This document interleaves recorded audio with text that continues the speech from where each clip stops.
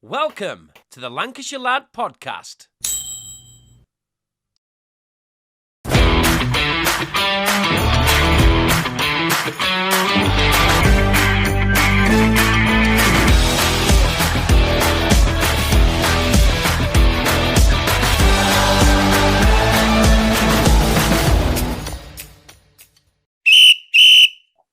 Welcome to the next episode of the Lancashire Lad podcast and the football show Balls to It. This week we take on the challenge of selecting our all-time Premiership back four foreign players. So this is a debate that you won't have seen before, but you have now. So good evening to my guests this evening, Tony Lewis and Craig. Tony, how are you? I'm well, mate. I've got to put a shirt on that matches your face. It does, mate. I've been in the sun all day. Electric sun. And, of course, good evening to Craig Stanley. How are you? Yeah, very well, Stu. How are you, Tony? Yeah, all good. Yeah, ready to crack on with this tonight. Looking forward to it. Yes, me too. Can't wait to get my teeth stuck into it. So, chaps, we need a goalkeeper to obviously complement that back four. Has to be foreign. And it's all-time Premiership goalkeeper that is foreign. So, Tony, I've got a good idea who yours might be, but go on, put us out of our misery and tell us. Obviously, I think it's going to be the easy one for me, Peter Schmeichel. The impact he had, I don't think anybody needs to be preached about his qualities. He was strong consistently from 1991 all the way through to 98, 99.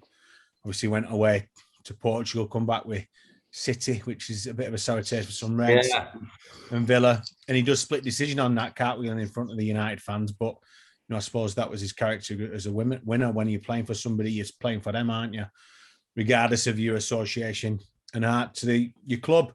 So, yeah, Peter Schmeichel, just amazing. Okay. I don't think anyone could argue with that. Craig Stanley, who is in the sticks for you?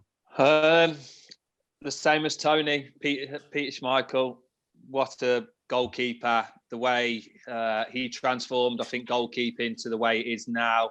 One-on-ones, no one could beat him in the big games. He was unstoppable. I just think he's a fantastic goalie. And as Tony said, a natural born winner. And I loved the way he used to have a go at defenders as well. Showed how committed he was. And he hated conceding goals. And as a goalkeeper, I think that's vital. So for me, I don't think many of the foreign goalies get close to Peter Schmeichel. And he's definitely my choice as a goalkeeper. Okay. Right, I had a good look. Obviously, I mentioned some honorary foreign goalkeepers in the Premiership history. So there's obviously Tim Howard, Brad Friedel, Mark Schwarzer. Who remembers Jussi Jääskeläinen at Bolton? What a hero he was for them. Big guy, him. Yeah. Massive. He was. Of course, there was Edwin van der Sar. What a keeper he was. It all came down for me between Petr Cech and Peter Schmeichel. And when I looked into things and, I look back, Petr Cech has the all-time clean sheet record for a Premiership goalkeeper. He was very inspirational in that Chelsea team that did very well. So for me, in my goal, it's going to be Petr Cech. Okay, so his head were that though. That's because his head were. Yeah, fair enough. So let's move on. I tell you, there's no point beating around the bush. Let's move straight on to the left back position. Now, I think a lot of people have an instant opinion on this, bearing in mind it's a foreign left back. However, we'll shoot straight over to Mr. Lewis in the top corner and find out your opinion. No surprise for me, really. It's got to be Patrice Evra. I just think that, he started off very, very shaky when he came in from Monaco, but within a couple of months, he was just an absolute fan favourite. And now you see his enthusiasm. I love this game. You know what I mean? just what a character. I would have loved to have been in a dressing room with him. And he was absolute quality. I was in Munich when he banged in that one against Bayern in Moyes' reign, and we ended up going down 3-1. But, man, what a player and what a guy. Fantastic. Craig, who's starting at left back in your team? It's worrying. I'll keep following Tony here. So, Tony, me and you must know loads about football, mate. So I'm going for Patrice Evra. I think, like Tony said, fantastic left back, another natural born winner. The way he played, he was determined. Not many people got past him. Can also go forward, can score goals, and just seems like a genuine sort of player you want to play with. So Patrice Evra for me. And when you look at the left backs obviously that have come from foreign teams, I don't think many get close to the way he played as a left back, to be honest. So Patrice Evra for me. Okay, so Tony and Craig are even Stevens. Got some spirits going on here. Got a tap dancing dog. It's okay. Dogs are welcome on the Lancashire Lad podcast. Do not worry. It's CEOs of big companies that are not. So my left back. Okay, a few names to throw out there into the viewers world. Christian Ziege, Gabriel Heinze, Gael Clichy. Marcus Alonso has been doing well for a number of years now at Chelsea. I think, it's as simple as what you guys have said. At left back, foreign left back, you've got to say, without a shadow of doubt, you've got to say Patrice Evra. I'd like to nominate William Gallas as a great left back for that period he played at Chelsea. He weighed him with loads of goals from there. He was steady away. He could play across the back four. But without a shadow of a doubt, it has to be Patrice Evra. He was there for a number of years and just a great player. That was quite an easy position to fill, wasn't it? Okay, let's move from left to right, or if you're looking at the screen in the other way, left to right, and let's find out who is. This should be a better debate. This now. So, who is your right back, Tony Lewis? Going against the grain here, going with a former Blue. Argentina legend Pablo Zabaleta, obviously finished up at West Ham, retired there recently, but I think watching him, his energy, his quality, and he had that Argentinian streak about him, that we all like, and a bit of nastiness. Even as an opposition fan, sometimes you've just got to hold your hands up and kind of admire it a little bit, haven't you? And I just think at City, when he played against United and the derbies, he was always somebody who was up for the game, always give whoever he was marking a good run for the money, and got stuck in. Zabaleta for me.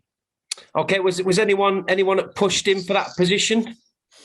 It's weird, isn't it? Because I think when you think of right backs, everybody's predominantly English, aren't they? Like Neville, Lee Dixon, Rob Jones back in the day, people like that, and then Micah Richards moving on, stuff like that. But I think there's been probably a low kind of influx of foreign quality, top end foreign right backs.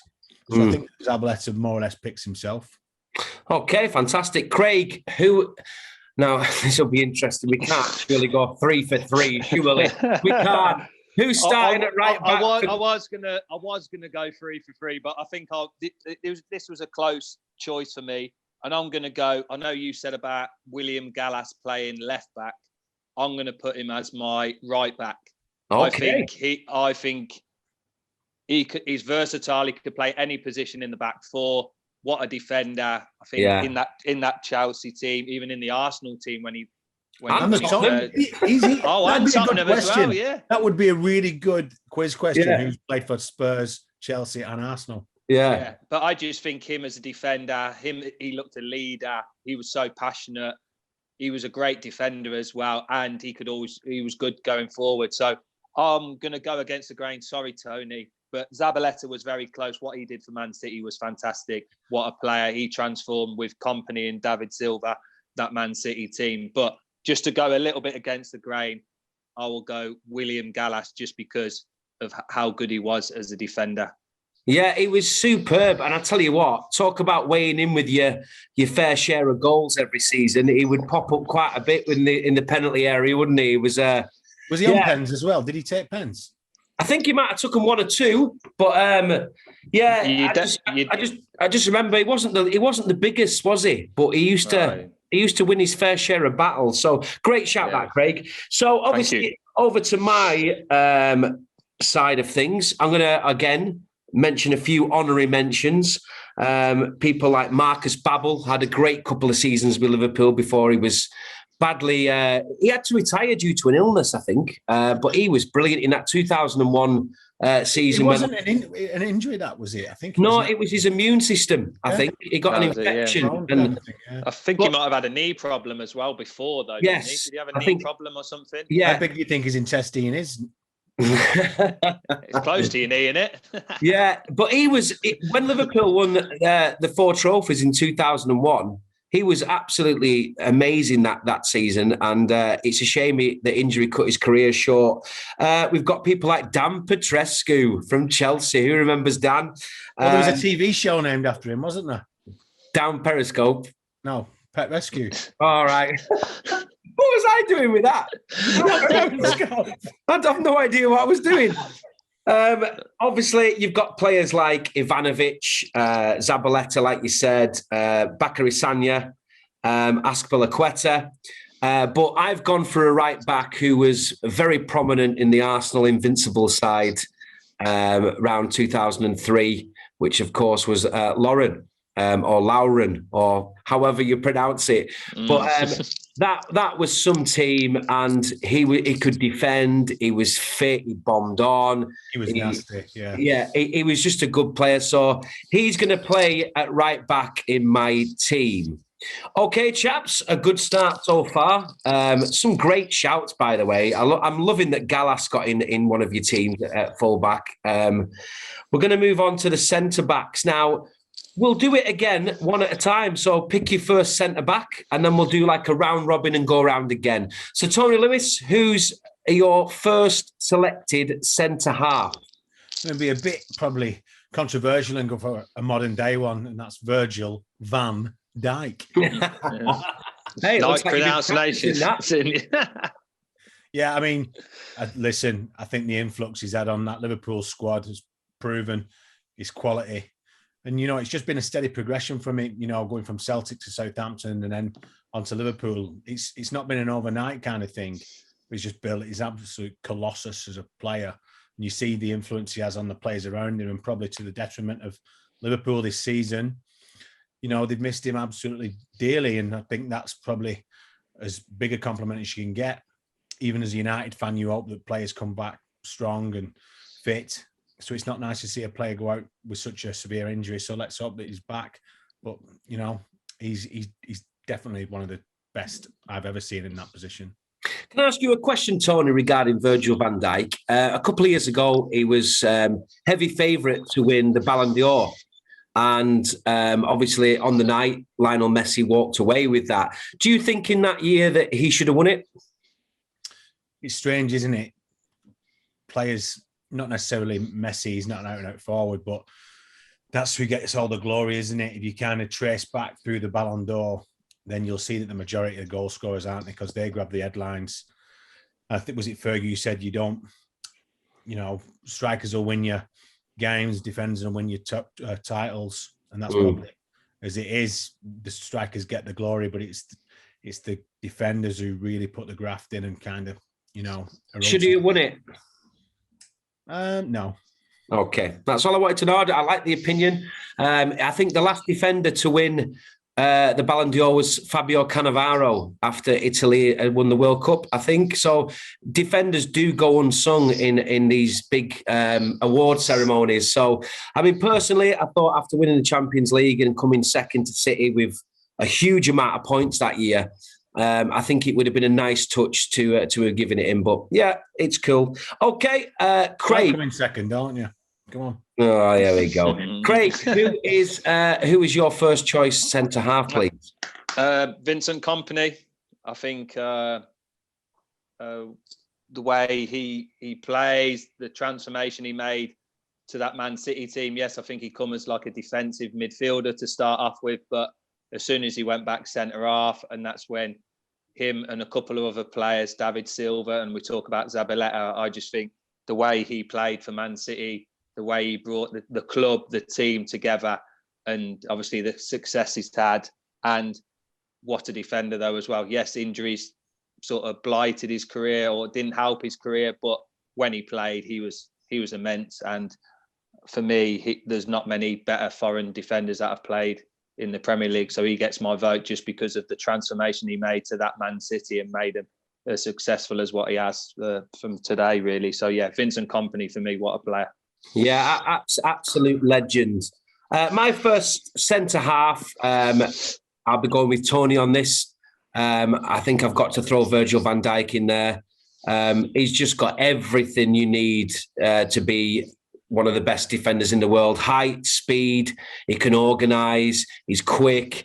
He's very rare he gets beaten. And what he's done to Liverpool, obviously, was a long, long wait for Liverpool to win a Premiership or a league title. And him coming in alongside Alisson, of course, as well, that transformed Liverpool into also-rans, into winners. So Big Verge has to be one of the centre-backs for me. Okay, we'll go back round again. Let's go round again. So, Tony, who partners Virgil in your back four? I'm going to go double Dutch, and I'm going to go Big Yap Stam.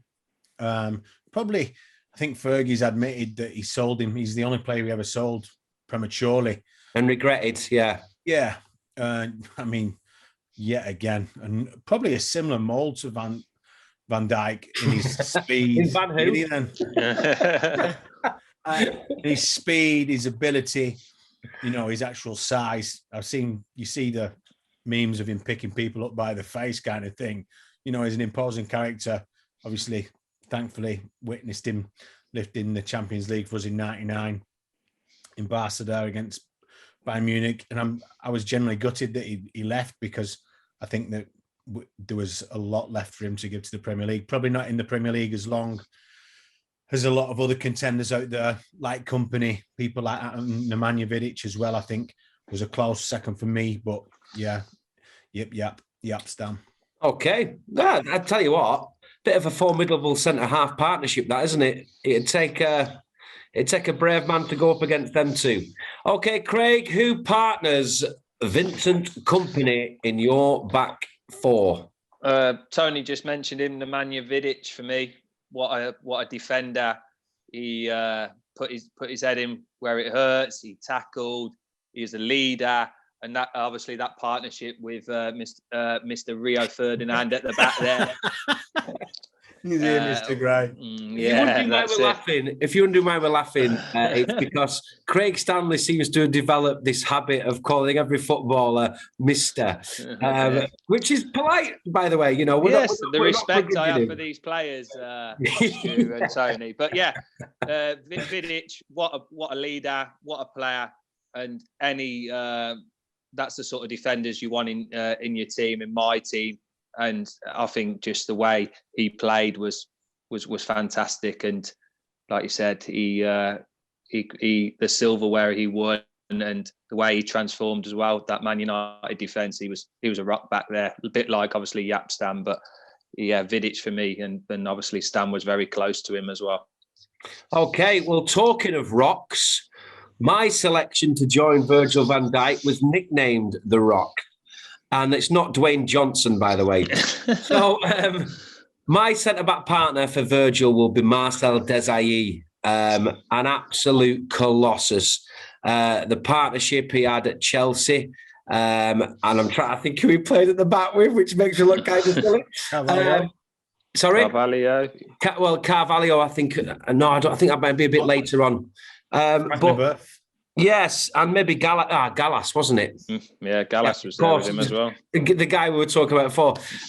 He was a World Cup winner with France. What he did at Chelsea was... I remember watching Liverpool play Chelsea when he first went there, and literally Robbie Fowler didn't get a touch. And Robbie Fowler was quite clever with his movement as well, but he had him in his pocket. And he's forever stayed with me as someone that I thought was superb back then, and he goes into my back four alongside Virgil. Just a few. Also plays as centre mid. Yeah. And not just as a makeshift, he could play there comfortably. I think the first time I saw him playing for Milan, he was playing there on they're the same team as Milan. Is Milan the same as Milan? Well, it's just if you've travelled out of Morecambe.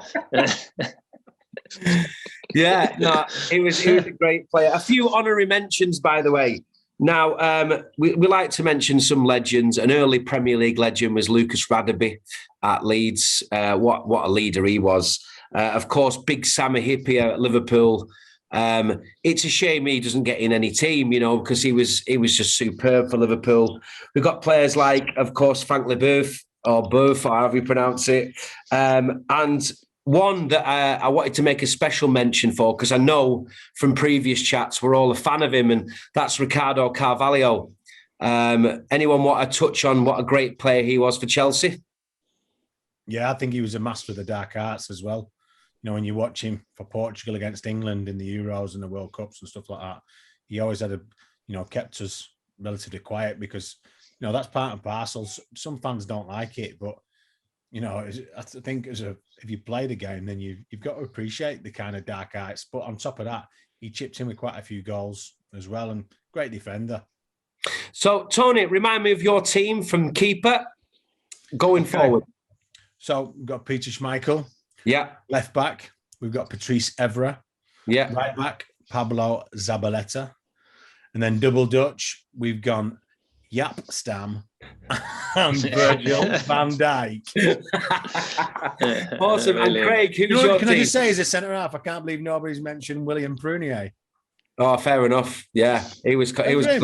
Well, I was a bit gutted before that in the left-back category, Stiging Bjornaby wasn't mentioned. But he's like, Cantona just brought him in and his best mate, so he might have a game. Yeah, of course you can. Yeah. Okay, Craig, remind us of your team. Peter Schmeichel in goals, Patrice Evra, left back, William Gallas, right back, Vincent Kompany, centre-half with Nemanja Vidic. Okay, and mine was Petr Cech in net. The person who comes out smelling of roses at this podcast at left back is, of course, Patrice Evra.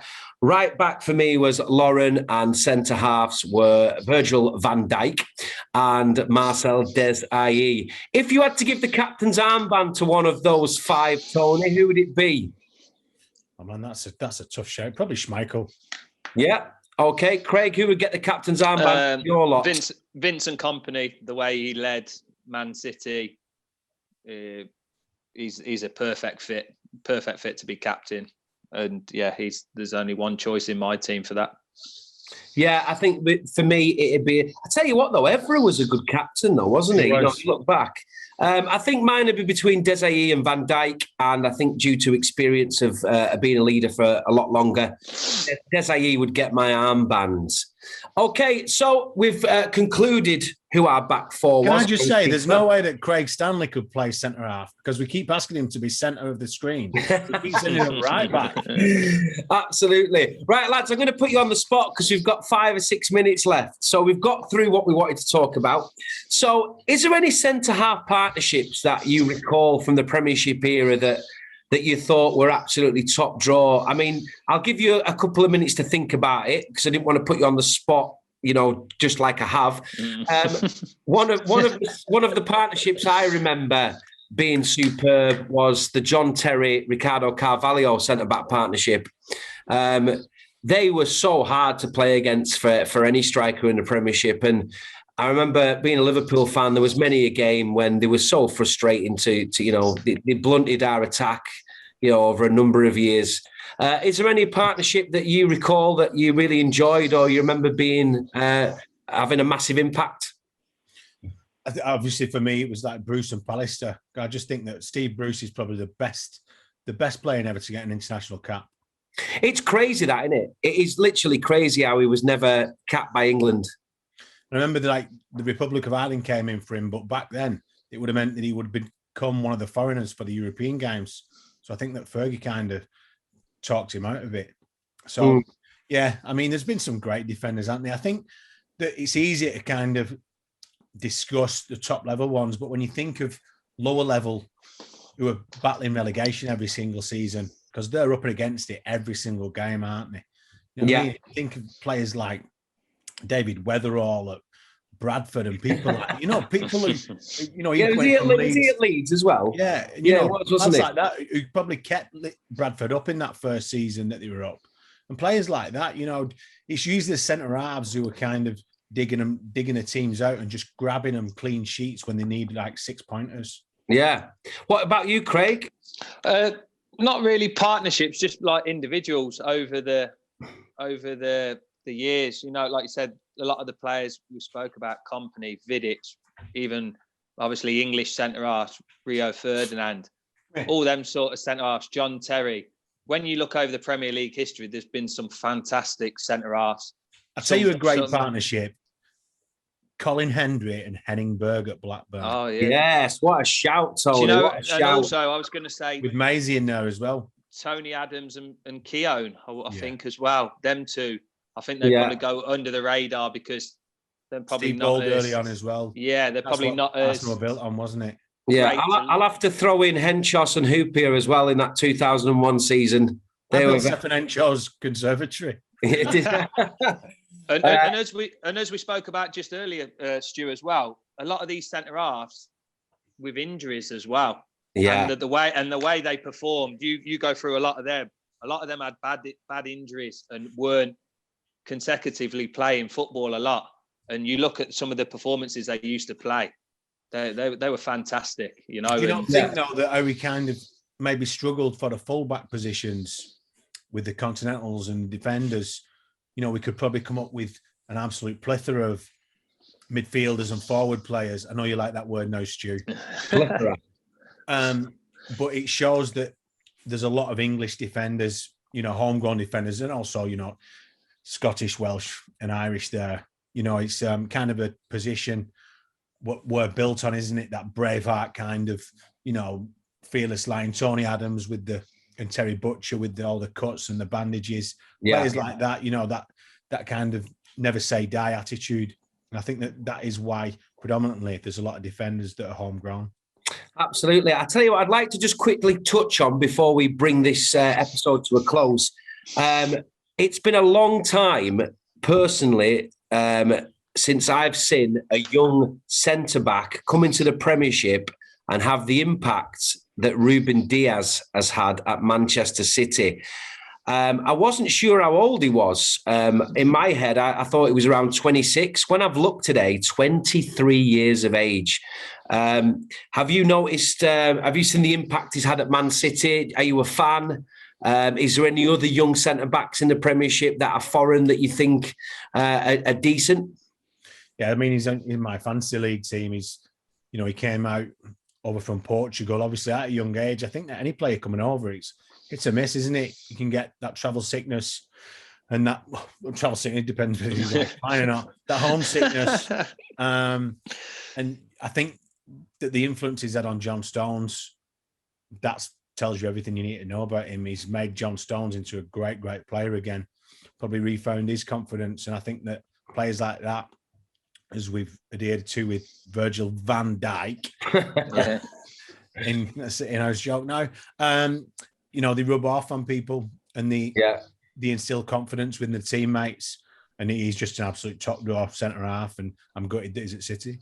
Yeah. Anything to add, Craig? Or I think just one player. I know we talk about Man City. I like Ruben Diaz. What a player! What a difference! Man City leaking goals. I think since he's come into the team, they've stopped conceding as many goals as what they were last season. One player I do like for Man City is Cancelo.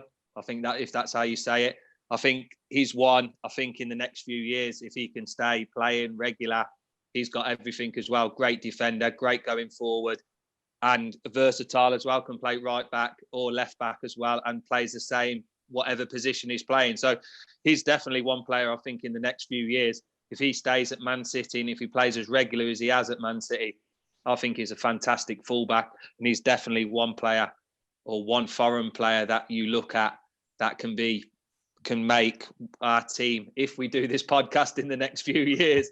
He's definitely one player to keep an eye on, because I think he's been a breath of fresh air since it took him a while to get playing as he has, but I think he's one of the best fullbacks in the league at the minute, personally. Okay, quick question for Tony before we wrap up. Forget about ages. You've got the option at Manchester United, if you were manager, to bring in Sergio Ramos or Rafa Varane. Who would it be? Ramos. Craig, if you had the option of bringing them to Coventry, who would it be? Would it be Ramos, or forget about age, Ramos or Varane? Personally, I'd say Ramos. Just love the way he plays. He's just winner. a winner. Yeah. Plays 110% every game. and fantastic defender, scores, great leader. And as we all know, he's never going to play for Coventry City. But Hey, the thought is interesting, though. But yeah, Ramos, but what a player Varane as well. He can make a difference to Man United. And I reckon he could make a difference to the Liverpool team as well with Van Dijk. Yeah, I mean, I had a sneaky suspicion Tony might have said Varane based on the fact that he's very quick. And I think a quick defender working alongside Harry Maguire might have been, I don't know. Anyway, chaps. Well, Ramos was quick enough to get Salah, wasn't he? So that's... yeah. Chaps, listen, thank you so much for joining me. I hope you've enjoyed yourself. A big thank you to Tony Lewis and Craig Stanley. Listen, this is a football show. It's about opinions. We all have them. You're entitled to yours as well. There's a comments box below this video. Send us your back four. Tell us if you think we're wrong. Tell us if you think we're effing clueless. We are cool. We want to hear your opinion as well as ours. Thank you for tuning in to another episode of Balls to It with the Lancashire lad. We will see you next time. But from me and Tony and Craig, it's cheerio. Thank you.